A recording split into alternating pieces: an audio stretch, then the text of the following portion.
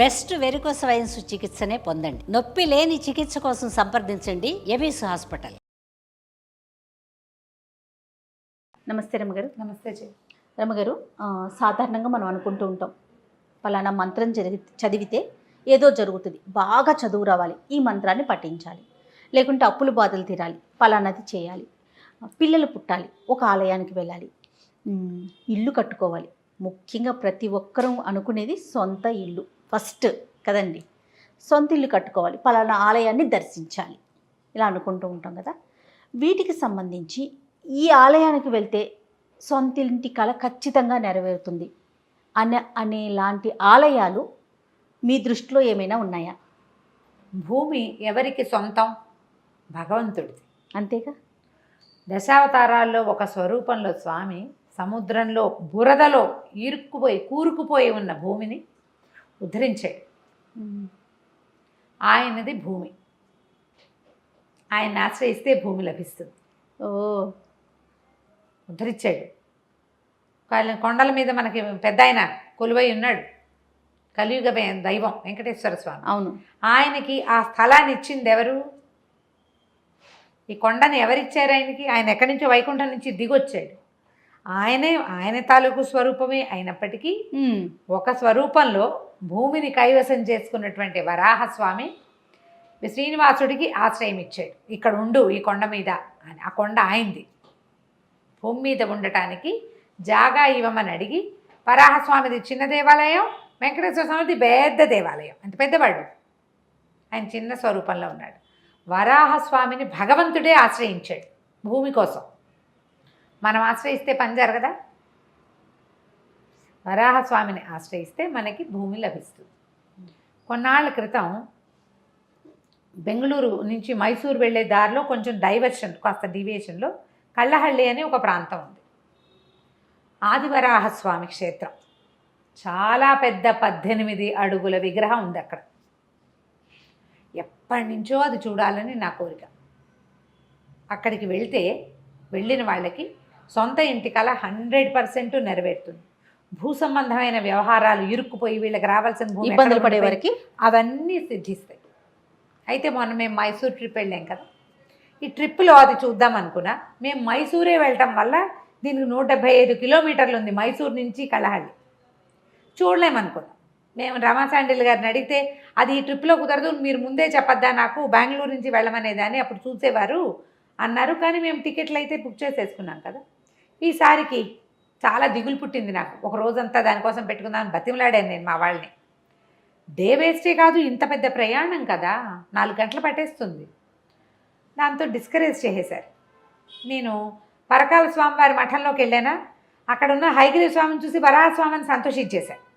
కాదు, అక్కడ దాన్ని కరుణించలేదు అనుకున్నా. అవలేదు. అక్కడి నుంచి రెండో రోజున మైసూర్ ప్యాలెస్లోకి వెళ్తే అక్కడ ఆదివరాహస్వామి క్షేత్రం దేవాలయం ఉంది. అవును. అక్కడ స్వామివారాహస్వామి.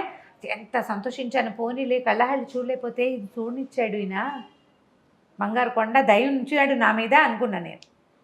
అయితే సాయంకాలం మేము శ్రీరంగపట్నం వెళ్ళినప్పుడు శ్రీరంగపట్నం దేవాలయంలో ఒక ఫ్యామిలీ కనిపించారు. వాళ్ళు మమ్మల్ని పలకరించారు. బెంగళూరు నుంచో ఎక్కడి నుంచో బయలుదేరాము, ఈ ట్రిప్ మొత్తం తిరుగుతున్నాము ట్రిప్పు అన్నారు. ఎక్కడెక్కడికి వెళ్ళారు అంటే నేనేదో చెప్పి ఇది చూసాం అది చూసాను. అమ్మ వరాహస్వామిని చూడలేదా అన్నారు. అది దూరం కదా అన్న.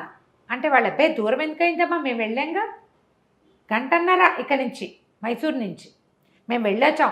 పెద్ద స్వామి, చాలా బాగున్నాడు, చూడండి అమ్మా అన్నారు. ఇక నేను మా వారిని పీడిచ్చేసాను. వీళ్ళు చెప్పారంటే నీ మొహం మనం చూసాము, అది 175 ఉంది. రమగారు చెప్పారు నాకు, రమా శాండిల్ గారు క్లియర్గా చెప్పారు, అది మైసూరు నుంచి దూరము, నీ రూట్ కాదమ్మా అని. ఇక నాకు పీకేస్తుంది. అక్కడి నుంచి ఈ రవి గారిని మేము గూగుల్ చేసి చూస్తున్నాం. అదే కదా చేస్తే ఒక 54 కిలోమీటర్ల దూరంలో కళ్ళహళ్ళి చూపిస్తుంది. కాదు, నా దాంట్లో 175 ఉందన్నారు. ఇద్దరం కాసేపు వాదులాడుకున్నాం. ట్యాక్సీ డ్రైవర్తో భూవరాహస్వామి వెళ్దాము అన్నాడు. ఎంత ఉందంటే ఒక 55 గంటన్నర పడుతుంది హార్డ్లీ. రోడ్ బాగుంటుంది, ఇన్ఫోసిస్ రోడ్ అంటాడు. ఈయనేమో ఆ రూట్లో ఇన్ఫోసిస్ ఎట్లా ఉంటుంది, బెంగళూరు రూట్లో లేదు, మైసూర్లో ఉంది ఇన్ఫోసిస్. వాదులు ఆడుకున్నాం. ఈ లోపల మేము వెళ్ళిన హోటల్ ఆయన్ని అడిగితే అతనేమో భూవరాహస్వామి వెళ్ళొచ్చండి, రేపు మార్నింగ్ కార్ తీస్తాము అన్నాడు. కార్ పెట్టేస్తా, రేపు పొద్దునే వెళ్ళొచ్చండి అంటే ఒక భూవరాహస్వామి మహాభక్తుడే ఒక ఆయన మాకు డ్రైవర్గా వచ్చాడు. అతనే మమ్మల్ని నంజనగూడు కూడా తీసుకెళ్ళాడు. అటు చాలా భక్తుడు అతను. హిందీ చక్కగా ధారాళంగా మాట్లాడుతున్నాడు. మళ్ళీ తెల్లవారి యథాప్రకారం పొద్దున్నే బయలుదేరాం. వెళ్ళాం ఈయన అంటూనే ఉన్నారు. మొత్తం చామంతి తోటలు. ఇన్ఫోసిస్ ఉంది కదా మైసూర్లో, దాని వెనక రోడ్లోంచి వెళ్ళాం. వచ్చేటప్పుడు ముందు ఇన్ఫోసిస్ గేట్లు చూస్తూ వచ్చాం. హసన్ రోడ్డు ఇది. వెళ్ళాం. అదేంటంటే ఇది మట్టి పూజ, ఇటుక పూజ చేస్తారు అక్కడ అని చెప్పాడు అతను మాకు. ఈ స్వామివారికి దగ్గర అక్కడ మట్టిని పూజించి ఇస్తారు. ఆ మట్టిని మనం ఇంటికి తెచ్చి పూజించుకుంటే పూజలో ఉంచుకోవాలి. మనం ఇల్లు కట్టుకునేటప్పుడు ఆ మట్టిని కూడా పోయించుకోవచ్చు. మనకి ఇల్లు ఖచ్చితంగా లభిస్తుంది. ఇటుకలు కూడా మనకి పూజలో దేవుడి దగ్గర పెట్టి ఇస్తారు. మనకు తప్పకుండా ఇల్లు సిద్ధిస్తుందమ్మా. చాలా పవర్ఫుల్ దేవుడు. అరగంట సేపు చెప్పాడు ఆయన. హిందీలో కన్నడలో కలిపికొట్టరా కావేటి రంగా టైప్లో చెప్పేశాడు. వినేసాం. రోడ్ చాలా బాగుంది, అన్ని చామంతి పూల తోటలు దారంతా. బాగా ఆనందించాం. దగ్గరికి వెళ్తే పెద్ద పెద్ద గ్రానైట్ రాళ్ళు, పాల ఇవి ఉంటాయి కదా, మార్బుల్ స్టోన్స్. ఏమిటి ఈ స్టోన్స్ అన్నీ తెచ్చి ఇక్కడ పెట్టారు, ఇవి కూడా పూజలో పెట్టుకుంటారా, ఇవి ఎట్ట పట్టుకెళ్తారు అనుకున్నాం. మాకు అర్థం కాల. 1000-1500 కార్లు ఉన్నాయి కొనుక్కెళ్తానికండి. కార్లు ఉన్నాయి, రాళ్ళు ఉన్నాయి. మాకు అర్థం కాలేదు. ఈ కార్ల వాళ్ళంతా ఈ రాళ్లతో పూజ చేయడానికి వచ్చారు, ఏమిటి చేస్తున్నారు అని. బాగా నడిచాక అర్థమైంది ఏంటంటే ఆ దేవాలయం ఇంకా నిర్మాణంలో ఉంది. దేవాలయం లోపల ఉంది, దేవాలయం ఉంది. చుట్టూతా ప్రహరీ కట్టడం కోసం పెద్ద పెద్ద గోతులు తవ్వి ఉన్నాయి. ఈ రాళ్ళన్నీ కూడా మండపాలు కట్టడానికి వచ్చినవి. ఆ రాళ్ల మధ్యలోంచి ఇటా నడుచుకుంటూ వెళ్తే పెద్ద ప్రాంగణంలో సుమారైన గుడి. ఇక జనం ఉన్నారు, 1000 మంది పైన ఉన్నారు. అక్కడ మన ఫాలోవర్స్ ఒక 7-8 మంది కనపడ్డారు. వాళ్ళు ఉన్న సందట్లో అక్కడ ఏమీ తలా తొక్క తెలియలేదు. దేవాలయం స్వామివారిది. కింద యువతలకి కళ్యాణ వెంకటేశ్వరుడు ఇట్లా అంటే శ్రీదేవి భూదేవి సమేత స్వామివారు శ్రీనివాసమూర్తి కనిపించాడు. ఆయన దేవాలయంలో దర్శనం చేసేసుకున్నాం. ఇక ఈ భూవరాహ స్వామి దర్శనమే ఇవ్వాల మాకు. 5 ద్వారాల యువతల నుంచున్నాం. పెద్ద మహామూర్తి. ఏమిటో అభిషేకాలు, ఎంత అభిషేకం చేశారో, ఎంత మంత్రమో. ఏ పక్క నుంచి వెళ్ళినా స్వామివారు కనపడ్డు, కానీ కనపడుతోంది ప్రతిమ ఇట్లా. ఈ పైన తొడ మీద ఉన్న భూదేవి కూడా కనిపిస్తుంది. ఎర్రటి చీర కట్టారు అమ్మవారికి. ఇక ప్రతి అమావాస్యకి పూజట అక్కడ. అమావాస్య పూజ చాలా విశేషం. ఒకళ్ళు ఎవరో చెప్పారు, వాళ్ళు నన్ను గుర్తుపెట్టారు. అమావాస్యల విశేషం. 3వ అమావాస్యకి వస్తున్నాం మేము ఇప్పుడు. ప్రతి సంవత్సరం అమావాస్య నాడు వస్తాం. కొంతమంది మాలాగానే ఇక్కడ ఏదో భూవరాహస్వామి నాడు చూడాలని వచ్చిన వాళ్ళు కొంతమంది. మేము అప్పటికే 12:30 అయిపోయింది. ఇక్కడి నుంచి మేము మైసూర్ వెళ్ళాలి. మధ్యాహ్నం భోజనం చేయకో అటు వెళ్ళి నంజనగూడు చూసి ఎయిర్పోర్ట్కి వెళ్ళాలి. 4వ రోజు పొద్దుటి ప్రోగ్రాం అనమాట. వాళ్ళని హారతి, అక్కడ లోపల లైట్ లేవు. మూలవరల దగ్గర లైట్ లేదు. లైట్ ఎందుకు లేదు అని మేము అడిగితే ఆయన చెప్పారు, ఇక్కడ తాళగ్రామ శిలాస్వరూపం, అక్కడ లైట్లు వేయము, హారతి వెలుగులోనే చూడ. హారతి ఇచ్చినప్పుడల్లా ఈ మహాస్వామి పెద్ద మూర్తి, ఈ ఒళ్ళో ఉన్న భూదేవి కనపడుతుంది, ప్రతిమా విశేషం తెలుస్తోంది.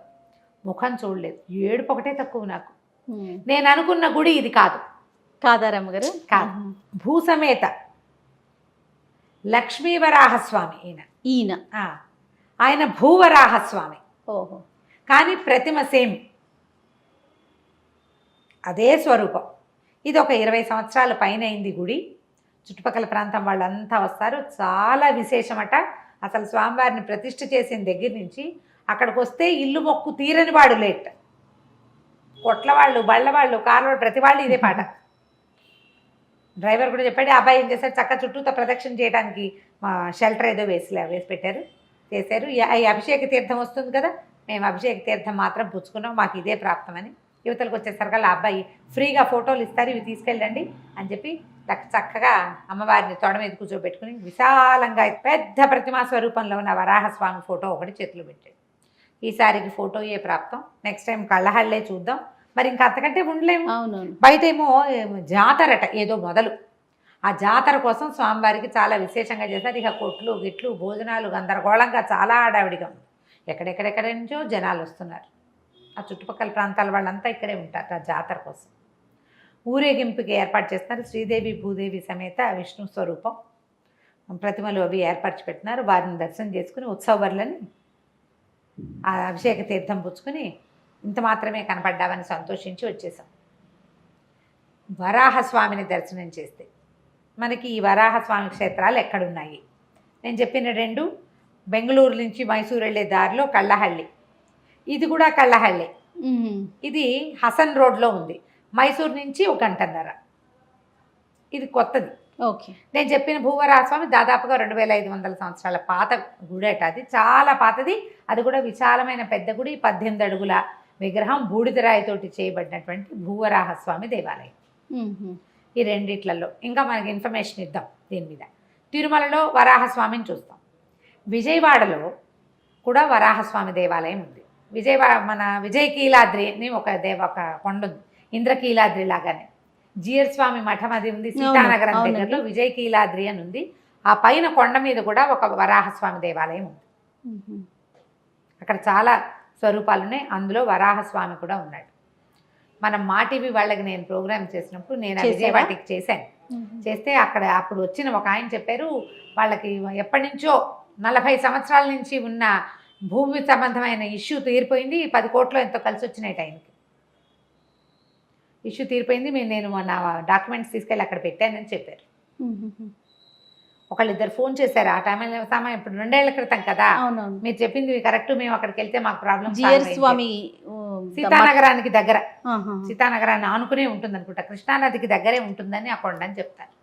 విజయకీలాద్రి ట్రై చేసి చూడండి. ఎక్కడ దేవాలయాల్లో వరాహస్వామి ఉన్నా నమస్కారం చేసుకోండి. కుదిరితే ఒక ఫోటో తెచ్చి పెట్టుకోండి. రోజు నమస్కారం చేసుకుని చిన్నవేమైనా ఆ వరాహస్వామికి సంబంధించిన ఒక స్తోత్రం, 4-6 శ్లోకాలు ఉన్నవి కూడా ఉన్నాయి, ఏదైనా ఒకటి చదువుకోండి. మీకు భూ సంబంధమైన సమస్యలున్నా, తర్వాత ఏమో మనకి ఇల్లు కట్టుకోవాలనే కోరుకుంటే కనుక వీరిని కనుక మనం దర్శనం చేసుకుని ఆశ్రయిస్తే తప్పకుండా ఇంటి కోరిక నెరవేరుతుంది. ఈ మా ట్రిప్పులో మేము సరిగ్గా చేసుకోలేని దర్శనం ఇయ్యందే. మళ్ళీ అవకాశం ఉందేమో రమ్మగారు.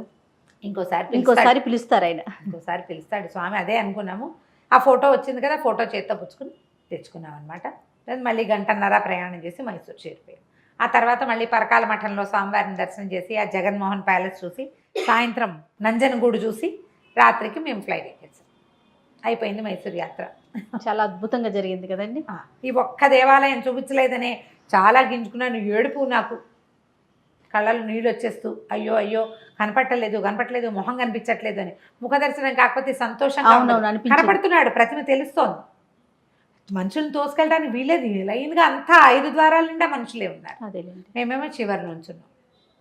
చాలా సంతోషం రమ్మగారు. ఎవరైతే మైసూర్లో చూడని ఆలయాల గురించి చెప్పారో ఖచ్చితంగా ఆలయాల దర్శనం జరగాలి. కళ్ళకు కట్టినట్టు చెప్పారనమాట. వెళ్ళిపోవాలి అనిపించేస్తుంది నాకైతే. అంటే నేను ఎలా చూశానో అలా చెప్పేశారు. నమస్తే.